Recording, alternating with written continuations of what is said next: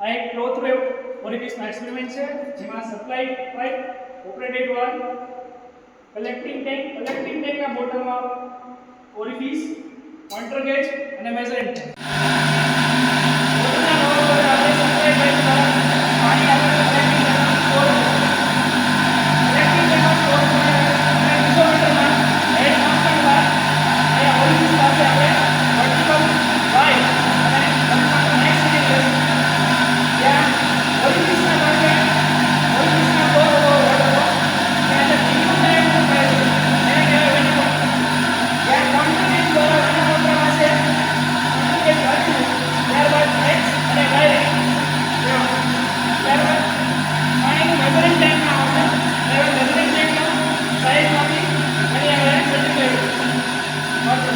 દરમિયાન આપણે coefficient of discharge શોધવા માટે રીડિંગ મેળવેલ છે આવડા.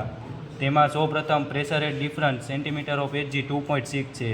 જે દરમિયાન pressure head difference centimetre of water 32.76 છે. જે દરમિયાન મેઝરિંગ ટેગ દ્વારા રીડિંગ મળેલ છે ઇનિશિયલ અને ફાઇનલ. જે દરમિયાન ફર્સ્ટ રીડિંગમાં ઇનિશિયલ 0 છે અને ફાઇનલ 3.2 છે. તે દરમિયાન લાગતો સમય સેકન્ડમાં 60 રાખેલ છે. આ દરમિયાન આપણે 3 રીડિંગ ઓરિફિસમાંથી મેળવેલ છે તેનું કેલ્ક્યુલેશન કરશું. ક્યુ એકચ્યુઅલનું formula area into final minus initial upon time છે. તે દરમિયાન એ મેઝરિંગ ટેન્કનો એરિયા છે ઇન્ટુ ફાઇનલ રીડિંગ 3.2 છે અને ઇનિશિયલ 0 છે અને તે દરમિયાન લાગતો સમય 60 છે અને તે દરમિયાન મળતો જવાબ દરમિયાન મળતો એકચ્યુઅલ ડિસ્ચાર્જ 185.65 સેન્ટીમીટર ક્યુબ પર સેકન્ડ છે. Cross section area of Y area 1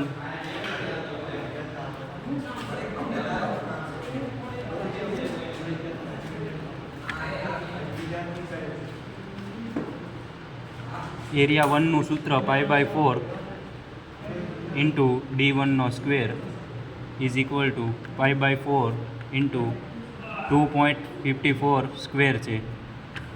તે દરમિયાન મળતો એરિયા 5.067 સેન્ટીમીટર સ્ક્વેર છે. Cross section area of throat ઓરિફિસનો એરિયા આ સૂત્ર પ્રમાણે 0.785 સેન્ટીમીટર સ્ક્વેર મળે છે. પ્રેશર હેડ શોધવા માટે ફોર્મ્યુલા પ્રેશર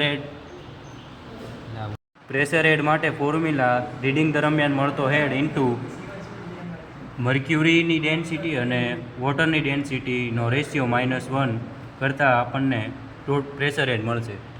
ફોર્મ્યુલામાં રીડિંગ મળતા આપણને pressure head 32.76 centimetre of water મળશે.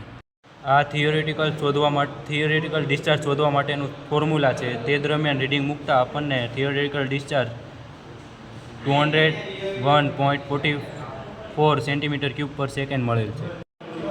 આ ફોર્મ્યુલા કોએફિશિયન્ટ ઓફ ડિસ્ચાર્જ શોધવા માટેનું છે. તે દરમિયાન રીડિંગ મૂકતા આપણને કોએફિશિયન્ટ ઓફ ડિસ્ચાર્જ 0.92 મળેલ છે.